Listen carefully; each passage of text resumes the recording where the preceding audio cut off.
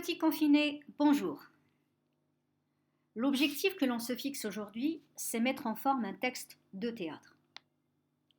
Commençons par observer le texte support de l'activité précédente, qui est un extrait de Voyage de Monsieur Perrichon, une comédie d'Eugène Labiche et Édouard Martin.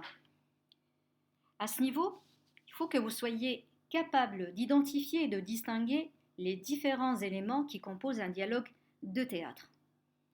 Car, comme vous le savez déjà, mais j'aime bien le rappeler, on ne peut parler de dialogue de théâtre sans évoquer les didascalies, qu'il faut justement bien distinguer des répliques. Les didascalies ne sont pas prononcées par les personnages, elles constituent simplement un ensemble d'indications scéniques que le dramaturge insère dans le texte, pour enseigner le lecteur sur les noms des personnages, leurs attitudes, leurs gestes et mimiques, le lieu, l'époque de la scène, le décor, etc. Comme vous le voyez ici, j'ai déjà surligné en vert toutes les didascalies présentes dans ce dialogue, c'est-à-dire les parties qui ne seront pas prononcées par les personnages. Commençons par observer les noms des personnages. Vous le voyez clairement, tous les noms sont écrits en lettres capitales.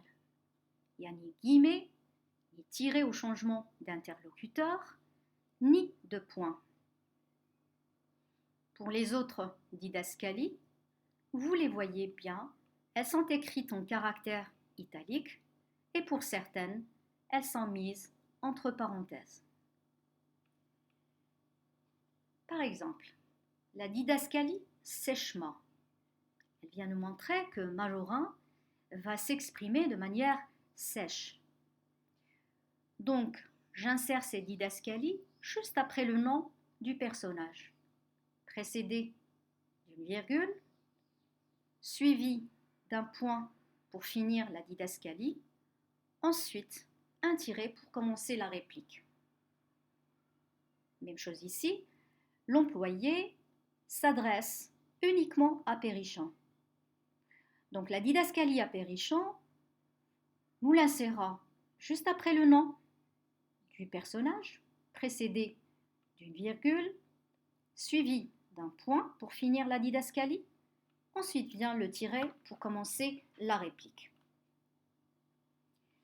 Si par contre la didascalie vient au beau milieu de la réplique, elle concerne un mot, une pause, un geste qui doit être précisé, alors l'information sera insérée à l'endroit concerné dans la réplique entre parenthèses et en caractère italique.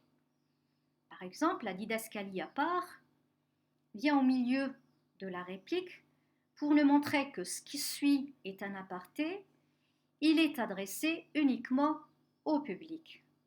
Donc à part est écrit en caractère italique et mis entre parenthèses. La même chose ici, apercevant le guichet ouvert, nous montre que Perrichon va commencer par s'exprimer, ensuite il va apercevoir le guichet ouvert et continuer sa réplique. Donc cette didascalie est insérée en caractère italique et mise entre guillemets. Si la didascalie est d'ordre générique, ou bien plus longue, comme vous le voyez ici, se précipite vers la balustrade et bouscule 5 ou 6 personnes qui font la queue. Alors nous l'insérons comme un paragraphe classique entre deux répliques, en caractère italique et sans utiliser les parenthèses. Récapitulons. Pour écrire un dialogue de théâtre, des règles de présentation sont à respecter. On écrit les noms des personnages en majuscules sans utiliser ni guillemets, ni tirets, ni de points. Il faut accompagner le dialogue de didascalie qui renseigne le lecteur sur les attitudes, gestes et mimiques des personnages. Et pour une meilleure lisibilité, les didascalies sont écrites en caractère italique et ou bien mises entre parenthèses. Si la didascalie concerne toute la réplique, celle-ci est notée juste après le nom du personnage, précédé d'une virgule et suivi d'un point, ensuite un tiret pour commencer la réplique.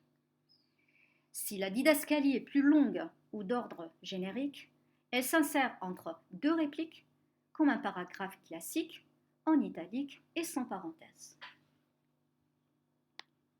Le travail à faire.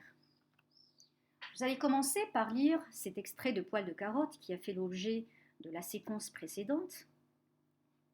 Et vous remarquez déjà que c'est un dialogue de récit. Ce qui nous montre sont déjà les guillemets, les tirets au changement d'interlocuteur, les verbes introducteurs aussi. Vous allez transposer ce dialogue de récit en dialogue de théâtre, c'est-à-dire vous allez réécrire le même dialogue en lui donnant la forme d'un dialogue de théâtre. Pour vous aider, je vous ai réuni quelques points à suivre. Commencez par repérer les noms des personnages qui prennent la parole. Entourez-les ou soulignez-les ou écrivez-les tout simplement sur votre feuille de bouillon.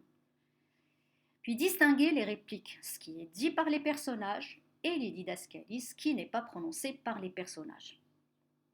Là, vous pouvez utiliser des couleurs différentes pour les distinguer. Appuyez-vous sur le modèle d'Eugène Labiche ci-dessus présenté pour mettre en forme votre dialogue de théâtre.